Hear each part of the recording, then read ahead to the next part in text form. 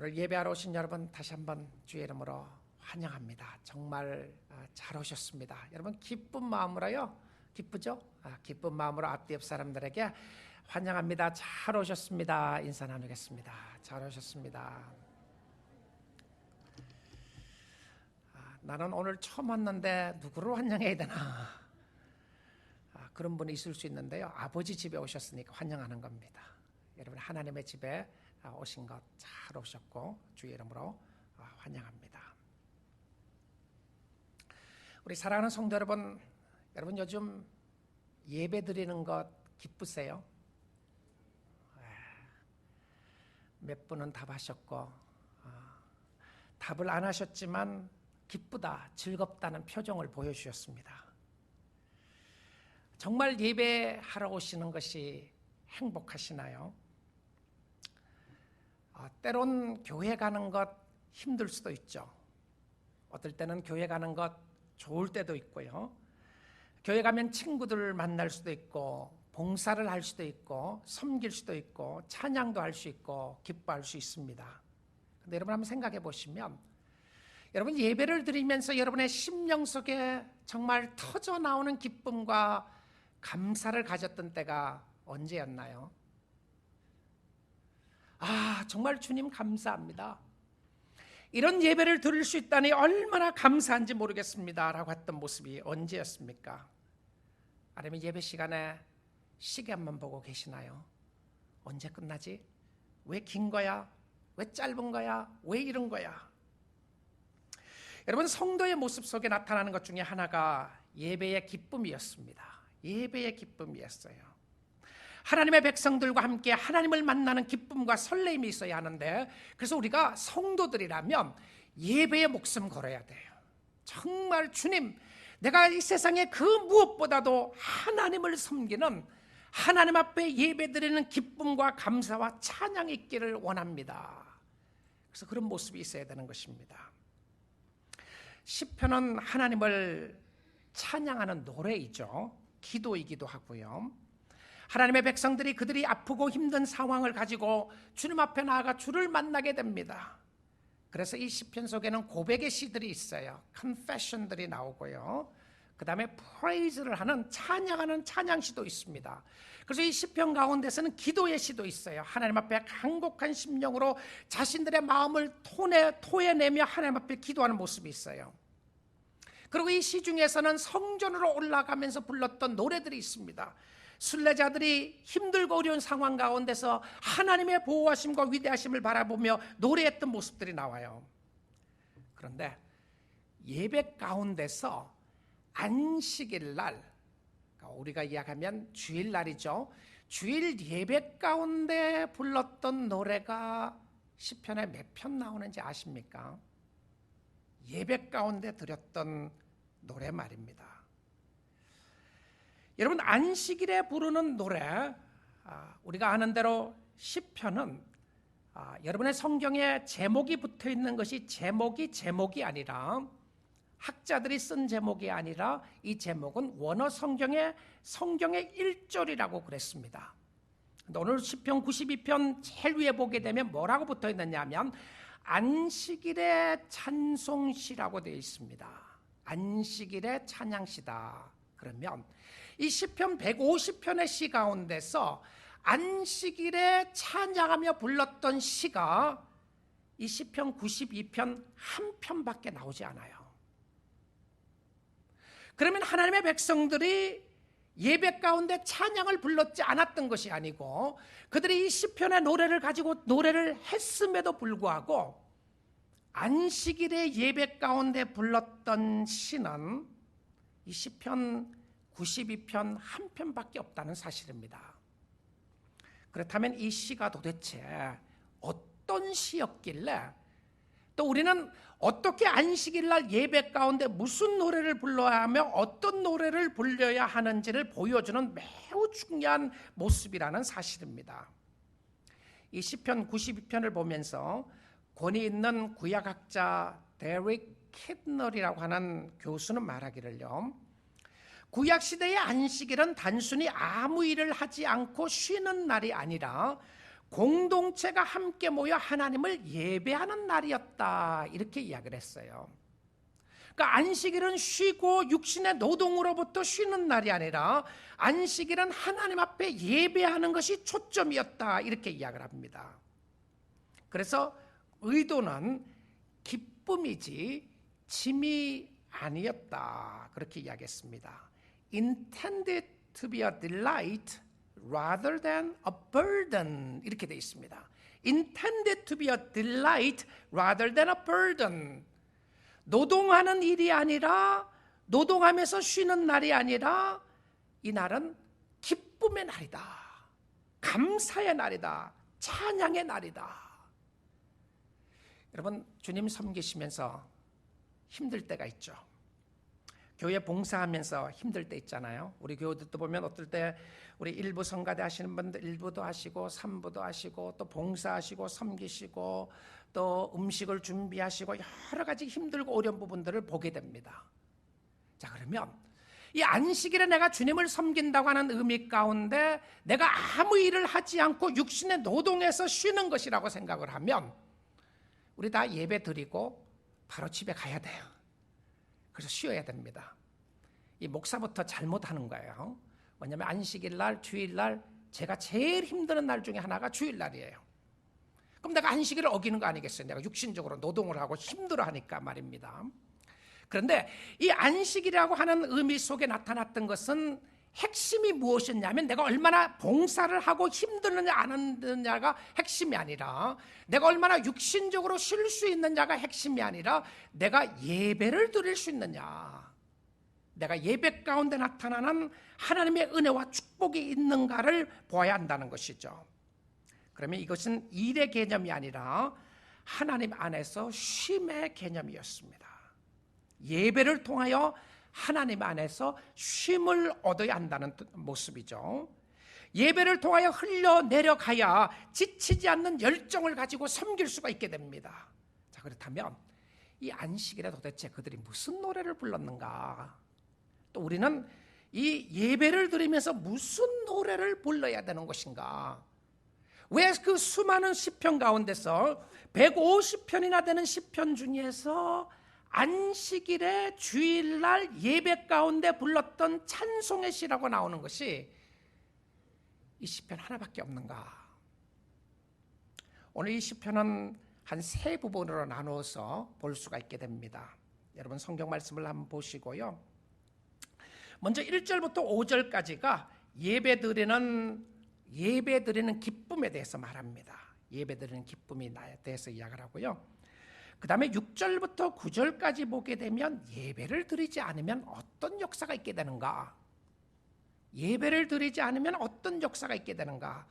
예배를 드리지 않는 사람을 무엇이라고 말하는가? 여기 보게 되면 악인이라고 표현을 하고 있어요. 누가 악한 사람인가 하면 예배를 하나님 앞에 제대로 드리지 않는 사람들이 악한 사람이라고 되어 있어요. 그 다음에 마지막 단원에서 보게 되면 하나님 앞에 예배 드리는 자에게 축복을 선포합니다. 내가 예배를 드리면 어떤 축복을 받게 되는가, 어떤 축복이 있게 되는가를 설명을 하는 부분이 10절부터 15절에 나옵니다. 자, 먼저 1절부터 5절에 보시게 되면 예배 드리는 자에게 나타났던 모습이 무엇인지를 보여주는데요. 자, 우리 성경 92편 1절입니다. 지존자여 시편금과 비파와 수금으로 10줄을 가지고 있는 수금과 비파와 수금으로 여호와께 감사하며 지존자여 O Most High, 이런 표현이에요. 가장 높이 계시는 분이시여, 이렇게 나옵니다. 자, 그런데 이 히브리어 단어에 보게 되면 첫 단어가 시편에서는 매우 중요하게 사용될 때가 있습니다. 헬라어 단어에도 그렇고요. 첫 단어를 무엇으로 시작하느냐가 중요한데 이 히브리 단어의 첫 단어는 지존자라고 하는 표현이 아니고 좋은이다, 이런 표현이에요. 그러니까 92편 하나님 앞에 예배하러 나오는 사람들의 첫 단어가 뭐냐면 좋은이다. It is good. It is good. 너무 좋습니다.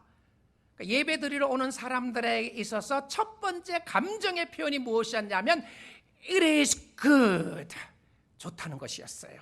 무엇이 좋으냐면 하나님 앞에 찬양을 드리고 감사를 드리는 것이 너무 좋습니다. 그러니까 감탄사로 나왔던 부분이었어요.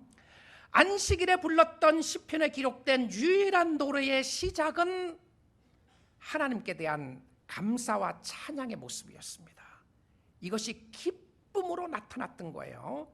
자, 그러면 진실한 예배자의 모습이 어떤 것인지를 보여주는 매우 중요한 모습인데요. 예배하러 오는 사람들이 예배가 짐이 될 수가 없습니다. 또 1월이냐? 아니, 주일날은 왜 이렇게 빨리 오는 것이냐? 또 주일이냐? 여러분, 주일날은 왜 이렇게 빨리 오는 것인가에 대한 부분을 하나님께 감사의 모습이 아니라 불평의 모습을 할 수 있는 것이죠. 예배의 기쁨보다는 봉사의 짐을 생각할 수가 있습니다. 점심 당번은 왜 이렇게 빨리 오는 것이야? 왜 우리 팀들은 이렇게 아무도 도와주는 사람이 없는 것이야? 여러분, 힘들고 어려운 부분들이 있을 수가 있습니다. 그래서 사람들이 그렇게 이야기하잖아요. 야, 힘들면 관둬라. 주님 섬기는데 힘들면 관둬야지. 그런데요, 힘들지 않고 봉사할 수 있나요? 여러분, 정말 주님 섬길 때 힘들기 때문에 관둘 수 있는 일이냐는 것입니다. 그런데 왜 힘드는가 생각해 보는 것입니다. 여러분, 우리가 섬기는 것이 왜 힘드는가, 왜 어려운가, 왜 봉사가 힘들고 어려운 것인가? 그것은요, 예배를 통해서 흘러나지 않기 때문에 그래요. 예배를 통해서 우리의 심령 속에 감격과 감사를 잃어버린 지가 오래됐단 말입니다. 또 어떤 사람이 이렇게 생각할 수 있어요. 예배는 너무 좋은데 사람들 만나기 싫어. 그리고 봉사는 하고 싶지 않아.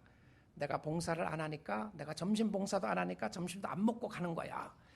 여러분, 봉사하는 부분이나 이런 섬기는 부분도 생각을 해보게 되면 예배에 대한 감격과 감사를 잊어버리게 되면 봉사하는 것이 힘들고 어려울 때가 있습니다.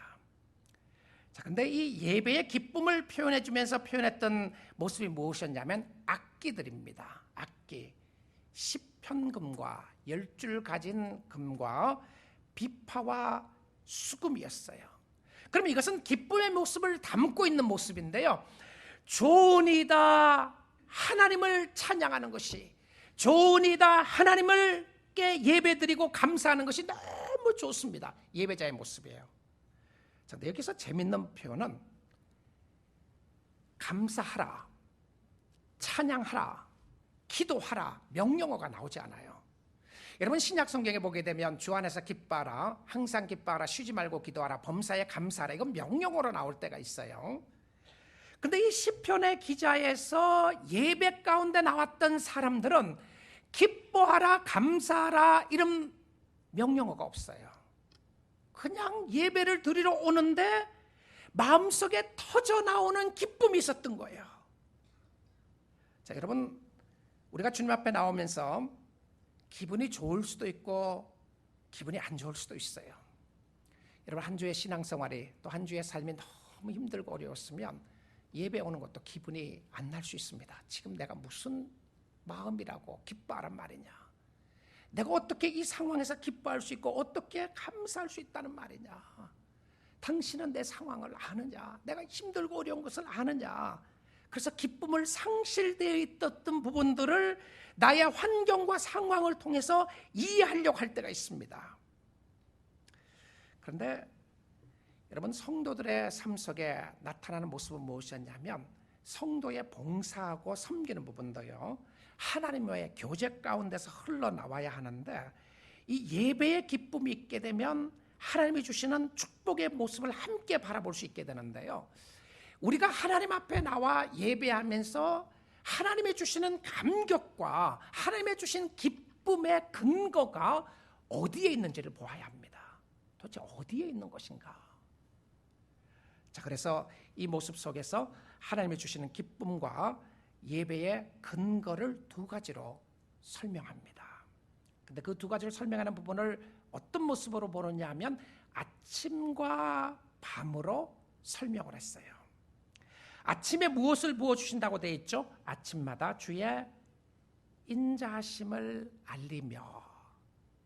여러분 룻기서에서도 보았지만 루스의 마음속에 하나님께서 역사하셨던 하나님의 언약의 사랑이 있었습니다. 그것을 헤세드라고 하는 히브리어 단어라고 그랬죠. 근데 여기에 나오는 단어가 밤마다 주의 헤세드, 주의 사랑을, 아침마다 주의 인자심을 알리시고 밤마다 주의 성실하심을 베품이 좋으니다. 자, 여기 우리 하나 성경 번역에는 좋으니다라고 하는 단어를 제일 끝에 문장 3절 마지막에 넣었어요. 그러니까 베품이 좋으니다라고 하니까 하나님이 베풀어 주시면 좋겠다고 하는 표현으로 보게 되는데 그런 모습이 아니었어요. It is good to praise God. 하나님을 찬양하는 것이 너무 좋은데, 왜냐하면 아침마다 하나님이 주신 은혜가 있었고 저녁마다 주시는 하나님의 축복의 모습이 있었던 것을 보여줍니다. 자, 그런데 이 예배드린 사람들의 나타나는 모습 속에 하나님의 성실하심과 하나님의 축복을 보여주는데요, 이 히브리어 단어에 보게 되면 아침이라고 하는 단어 속에는 아침마다라고 하는 단어가 안 나와 있는데요, 나중에 밤에 나오는 모습에서 성실하심을 베품이 좋으니다 라고 하는 성실하심을 이야기할 때는 every night, 모든 밤마다 주의 성실하심을 나타나는 것에 대해서 이야기를 합니다. 무슨 말이죠? 하나님의 신실하신 고백과 인도하심을 설명하는 것이었습니다. 자, 하나님의 백성들이 예배하러 들어가면서 하나님의 좋으심을 찬양했는데 그의 마음에 터져 나오는 기쁨이 있었어요. 정말 주님 앞에 예배 드리는데 너무 기쁘고 감사한 것이었어요. 여러분, 여러분의 심령 속에 정말 내가 하나님을 예배하며 하나님이 주시는 기쁨과 감사와 감격이 반드시 있어야 될 모습인데요, 그런데 그 하나님의 감사와 기쁨과 감격의 모습이 반드시 일어나는 모습 속에 무엇 때문에 그런 것인가? 이 시편 기자는 이렇게 이야기합니다.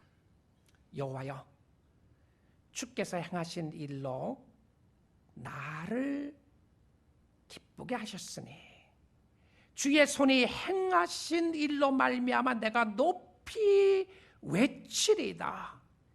5절에도 여호와여, 주께서 행하신 일이 어찌 그리 크신지요, 주의 생각이 매우 깊으시나이다. 주님이 베풀어 주신 것을 생각하니까 너무 기쁘고 너무 감사하고 너무 하나님 앞에 찬양드릴 모습을 보게 됩니다. 주께서 행하신 일이었습니다. 내가 주께 행한 일이 아니고요, 주께서 나에게 행하신 일이었습니다.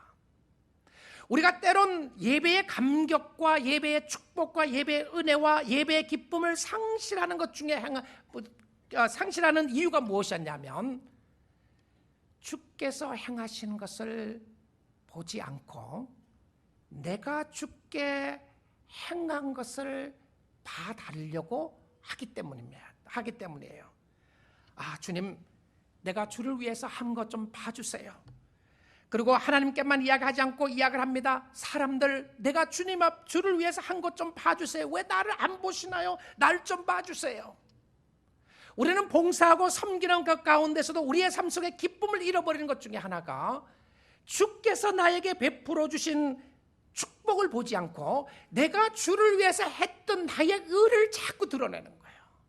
날 좀 봐주세요. 주님, 날 좀 봐주세요. 주님, 왜 나를 안 보시죠? 주님은 내 기도를 왜 안 들으시죠? 주님, 왜 나에게 안 하시나요? 여러분, 주님께서 행하시는 일을 보아야 기쁨이 있게 됩니다. 주께서 행하신 일이 너무나도 기이하고 신기하고 크셨습니다. 그것이 무엇이었죠? 오늘 이 시편에서 보니까 나를 위하여 베풀어 주신 구원의 역사였습니다. 구원의 역사였어요. 죽어 있었던 나를 살리신 하나님의 은혜의 역사였고요, 하나님의 사랑의 역사였습니다.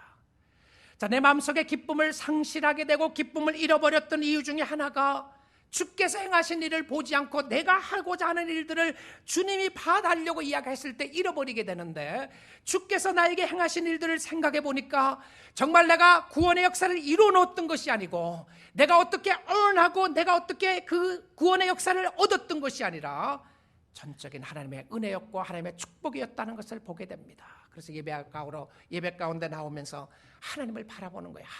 정말 하나님 감사합니다. 하나님 찬양합니다. 하나님이 하셨군요. 그래서 우리의 마음속에 구원의 역사가 일어나야 되는 겁니다. 그뿐만 아니라 우리의 심령 속에 구원의 감격이 일어나야 하나님께 대한 예배의 감사와 감격이 일어나는 것을 보게 됩니다. 여러분의 심령 속에 기쁨이 회복될 수 있기를 주님의 이름으로 축복드립니다. 기쁨이 회복되는 역사 말입니다. 그런데 이 시편이 안식일의 찬송시라고 그랬죠. 예배 가운데 부르는 노래였다고 그랬는데, 이 위대하신 하나님의 이름을 찬양하면서 그럽니다. 여호와여, 주께서 행하신 일이 어찌 그리 크신지요, 주의 생각이 매우 깊으시나이다. 그리고 나서는 무슨 이야기를 하는지 한번 보십시오. 6절입니다. 어리석은 자도 알지 못하며 무지한 자도 이를 깨닫지 못하나이다. 어리석은 자도 알지 못하고 무지한 자도 알지 못한다. 왜 갑자기 어리석은 자와 무지한 자에 대해서 이야기하죠? 예배 가운데서 말입니다. 그럼 이 말씀이 누구에게 주신 말씀이냐면 성도들에게 주는 말씀이었어요. 자, 근데 이 어리석은 자와 무지한 자에 대해서 이야기를 하다가 뭐라고 이야기를 하냐면 악인들이라고 표현합니다. 악인들. 그러면 어리석은 자와 무지한 자, 악인이 누구인가? 그들은 깨닫지 못하는 사람이었어요. 깨닫지 못하는 사람이에요. 깨닫지 못한다고 되어 있죠. 근데 무엇을 깨닫지 못한다는 말이죠? 이것 깨닫지 못하면 어리석은 사람입니다. 이것 깨닫지 못하면 악인들이에요. 이것 깨닫지 못하면 아무리 세상에서 많은 지식을 가졌다고 할지라도 여러분, 하나님 앞에서는 지식 가진 사람이 아니에요. 이것 깨닫는 깨달음이 무엇이었습니까? 구원의 역사였습니다. 구원의 역사였어요.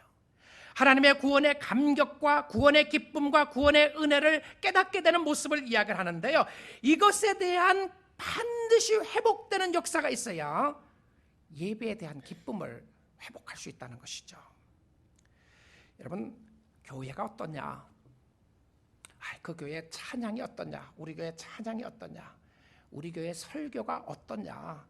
우리 교회 친교 시간은 어떠냐? 우리 교회 분위기는 어떤가? 사실 중요한 요소들입니다. 그런데 이 모든 것들은요, 차후의 문제입니다. 차후의 문제예요. 가장 중요한 핵심의 문제는 무엇이었냐면 내 마음속에 예배를 통하여 오는 기쁨과 감사가 있느냐, 이것이 핵심이에요. 여러분의 심령 속에 예배에 대한 기쁨과 감사가 없으면요, 터져나오는 하나님께 대한 찬양과 감사가 없으면 다른 부분들은 부수적인 부분이에요. 부수적인 부분입니다. 제가 일부 예배 때도 이 말을 했는데요, 혹시 우리 교회 다니면서 오랫동안 교회를 출석하는데 나는 예배의 감격을 회복하지 못하고 감격이 없다, 설교를 들어도 시작하자마자부터 끝날 때까지 졸음만 오고 졸리기만 한다, 그러면 1차적인 차원은 책임은 저에게 있습니다. 그리고 너무 죄송해요. 여러분에게 졸리는 설교에서 죄송한데요, 2차적인 책임은 자신에게 있어요. 그런데 아무리 내가 설교를 생각해도 나에게는 문제가 없고 박 목사에게 문제가 있다고 생각이 들면요, 내가 예배에 감격이 하나도 없다, 예배가 너무 재미가 없고 따분하고 무슨 말인지 알아듣지 못하겠다, 그러면 다른 교회 가셔야 될지 모르겠어요. 아마 예배 끝나고 다 가시겠다 그러면 제가 정말 너무너무 곤란한데요, 무슨 의미냐 하면 예배 회복되는 것만큼 귀한 거 없습니다. 나의 심령 속에 구원의 감격이 회복되는 것만큼 귀한 것 없어요. 내가 찬양을 들으니까 기뻐하더라, 좋은 것입니다. 내가 우리 교회 가니까 맛있는 음식을 먹을 수 있더라, 좋은 겁니다. 친구들 만나니까 좋은 겁니다. 다 좋아요. 근데 예배 시간만큼은 늘 자고만 있더라, 이거 심각한 부분들입니다. 내가 지금 몇 년 동안 하나님 앞에 예배를 드리는데 예배의 기쁨이 뭔지 하나도 모르겠다, 심각한 것이죠. 그런데 이 예배에 대한 찬송에 대한 이야기를 하다가 왜 갑자기 악인에 대한 이야기를 하느냐는 겁니다. 왜 그렇죠? 이 유진 피터슨 목사님이 한길 가는 순례자라는 책에서 시편에 대한 이런 책을 쓰면서 서문에서 이런 이야기를 했어요. 성도들이 이 땅에서 직면하는 성도의 어려움은 세 가지가 있다. 첫째는 세상이고, 둘째는 육체이고, 셋째는 사단이다. 이렇게 이야기했어요. 대개의 경우 육체의 함정이나 사단의 전략에 대한 경고는 많이 받는다. 그러니까 내 육신이 방해가 된다는 것을 안다는 것이죠. 그 다음에 사단의 계략, 사단의 전략에 빠지게 되는 것도 알게 되는데, 그런데 세상은 변신에 능하다. 따라서 세대가 바뀔 때마다 우리는 새로운 형태의 세상을 상대해야 한다. 무슨 말이냐면 세상에 있는 악의 모습들이 예배에 방해하고 있더라는 겁니다. 내가 하나님을 잘 섬기지 못하고 내가 하나님께 대한 구원의 감격과 예배에 대한 기쁨을 잃어버렸던 것 중에 하나가 세상의 악 때문에 그렇다는 겁니다. 근데 이 악인의 모습을 어떻게 묘사하고 있는지 한번 보십시오. 7절입니다. 악인들은 풀같이 자라고 악을 행하는 자들은 다 흥왕할지라도 영원히 멸망하리다. 뭐라고 되어 있습니까? 악인들이 어떻다고요? 악인들은 풀같이 자란다. 무슨 의미죠? 악인들의 번성률은 혹은 번식률은 매우 빠르다는 겁니다. 여러분, 악인이 빨리 자라요. 그리고 틈새를 비집고 들어오는 사람들이 누구냐면 악인들입니다. 그리고는 이 악인들의 모습을 어떻게 설명했죠? 그들이 어떤다고요? 흥왕한다고 되어 있습니다. 그들이 잘 된다고 되어 있어요. 여러분, 이 세상에서 악인의 멸망은 예수님이 오셔야 끝납니다. 악한 사람들요, 이 땅에서 잘 먹고 잘 삽니다.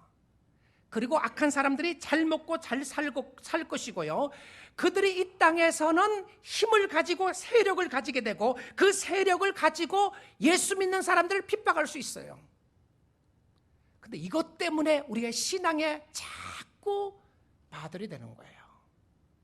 내가 예배를 잘 드리지 못하는 이유가 무엇이었냐면 주의 악 때문에 그런 거예요. 근데 이 악의 모습들이 악인이라고 되어 있어요. 잠깐은 흥황합니다. 그리고 이것 때문에 우리의 마음이 빼앗길 때가 많다는 것입니다. 근데 우리도 이 땅에 살아나가는 동안 사실 예수 믿으면서 모든 것 얻고자 한 마음 있지 않으시나요?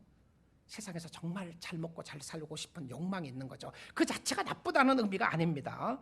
그런데 우리의 삶 속에 영생이라고 하는 하나님의 은혜로 구원받는 내가 구원의 역사에 대한 감격과 감사의 모습이 어디에 있는가? 우리는 죽음 이후의 삶을 보험을 드는 것으로만 생각하면 신앙을 착각하게 됩니다. 정말 영생은 내가 죽으면 가는 것이고 이 땅에서는 내 마음대로 살 수 있다고 생각하면 착각하는 것이에요. 왜냐하면 지금 우리가 하나님을 신뢰하고 있느냐 아니냐가 너무 중요했던 모습이었습니다. 정말 내가 영생이 있는 사람처럼 살고 있느냐 아니냐가 중요했다는 것이죠. 악인의 끝은 무엇이라고요? 멸망입니다. 악인의 끝은 멸망이었어요. 그리고 그들은 영원히 패망하고 죄악을 행하는 자들은 다 흩어진다라고 되어 있습니다. 여호와여, 주의 원수들을 패망하리다. 정령 주의 원수들은 패망하리니 죄악을 행하는 자는 다 흩어지리다. 여러분, 하나님 없이 잘 되는 것 아닙니다. 여러분, 속여도 또 속여도 잘 되는 것 아닙니다.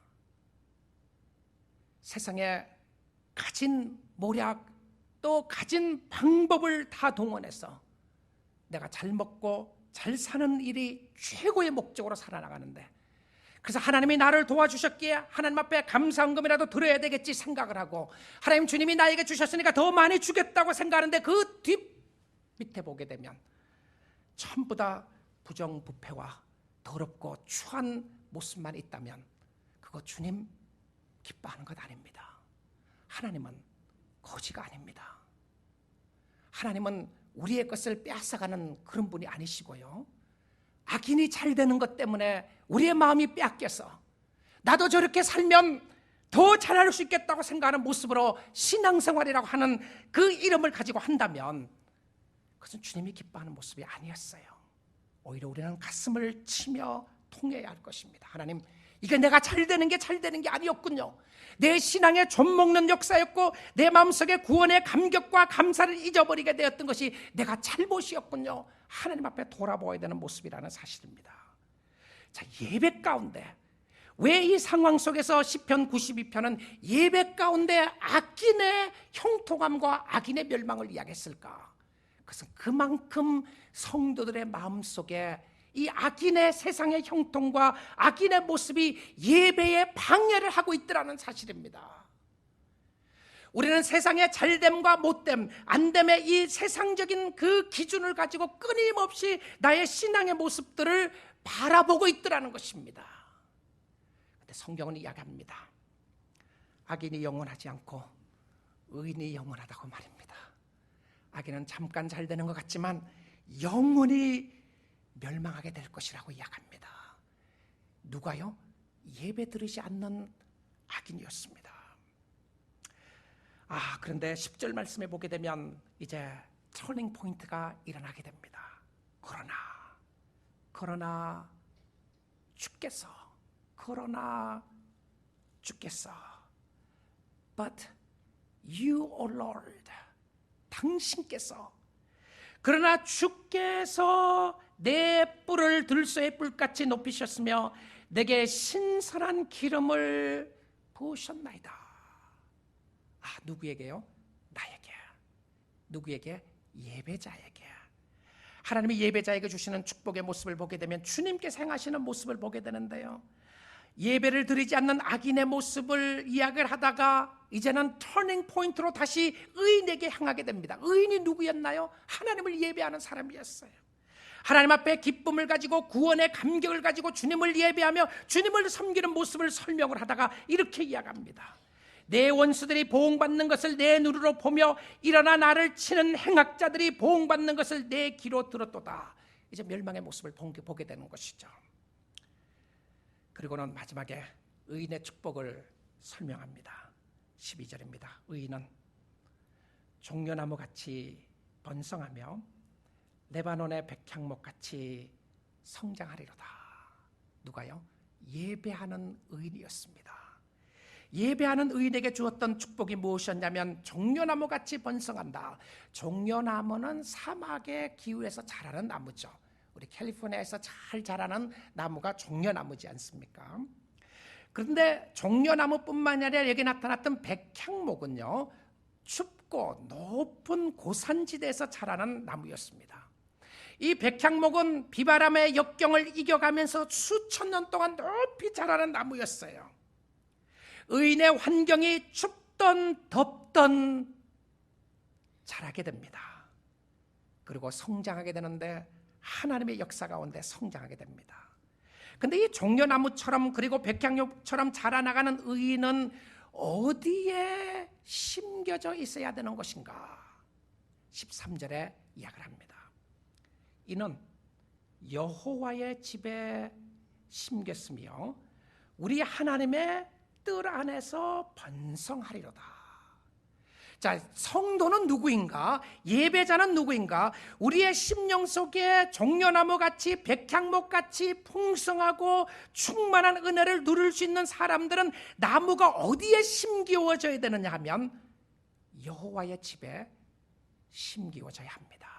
다른 이야기를 하면 예배 가운데 심겨져야 되고요, 예수 안에 심겨져야 되고, 예배 가운데 번성하게 되고, 하나님의 집 안에 하나님의 임재 가운데 있을 때에 번성하고 또 충만한 역사가 나타나게 되는 줄 믿습니다. 예배 가운데 주시는 놀라운 축복이었어요. 여러분, 나이 드는 거 두려우세요? 우리 젊은 사람들은 빨리 좀 나이가 들었으면 좋겠다 생각할 수도 있겠죠. 연세 드신 분들 나이가 드시는 거 두려우시나요? 여러분, 늙어도 청춘이 될 수 있는 길이 있습니다. 어떤 모습이냐면요, 늙어도 여전히 결실하고 진액이 풍족하고 빛이 청청하다. 이런 보약이 있다고 제가 이야기하면 아마 다 살 것 같아요. 특별히 돈 있는 사람 다 살 겁니다.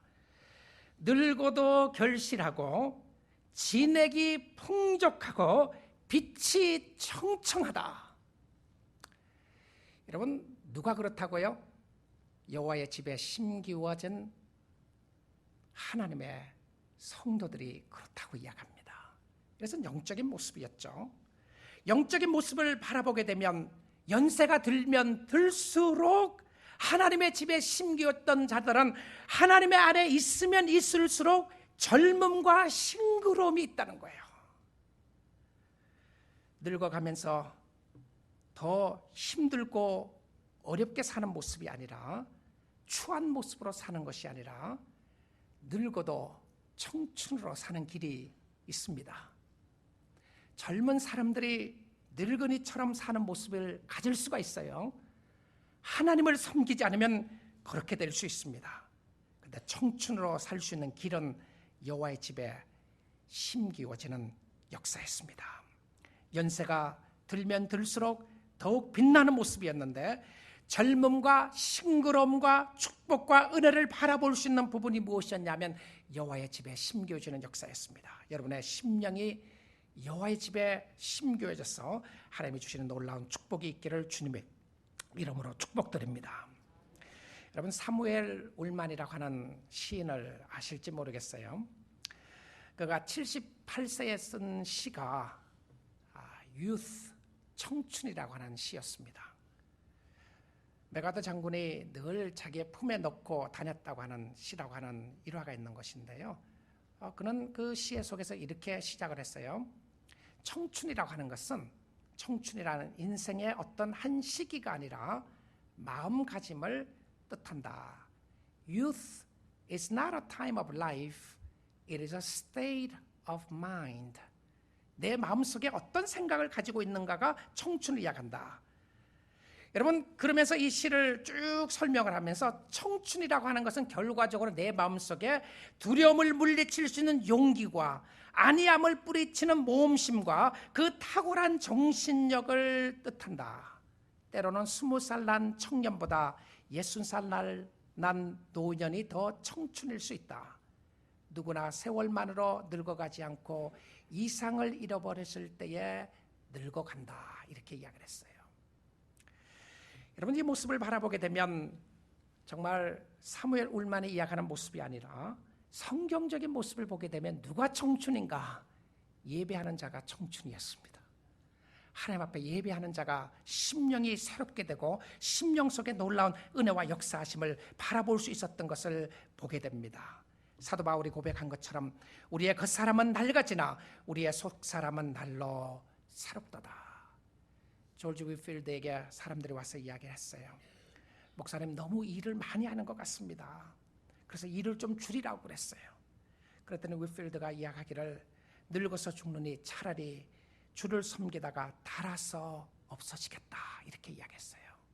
주님을 섬기는 사람들에게는 주님이 주시는 예배와 은혜와 축복을 감격적으로 체험했던 사람들은 주님을 섬기는 것을 기쁨으로 생각했고, 주님을 섬기는 것을 감사하게 생각했고, 그의 인생이 다하는 순간까지 하나님을 섬기고 하나님을 바라보았던 역사가 있었던 것을 보게 됩니다. 오늘 여러분의 심령 가운데 예배의 감격이, 예배의 기쁨이 회복될 수 있기를 주님의 이름으로 축복드립니다.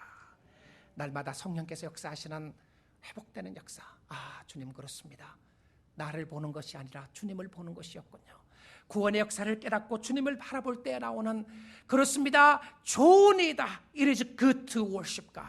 내가 주님을 섬기고 주님을 예배할 수 있다는 것이 얼마나 감사한지 모르겠습니다. 여러분, 잃어버렸던 감격을 다시 한번 찾아보시고요, 어디에서 떨어졌는지 보시고 여러분의 심령 속에 예수 그리스도의 첫사랑을 회복할 수 있기를 원합니다. 예배하는 자에게 주셨던 청춘의 삶을 가지시고 주를 섬기는 놀라운 축복이 평생 동안 이루어지는 역사가 있기를 주님의 이름으로 축원드립니다.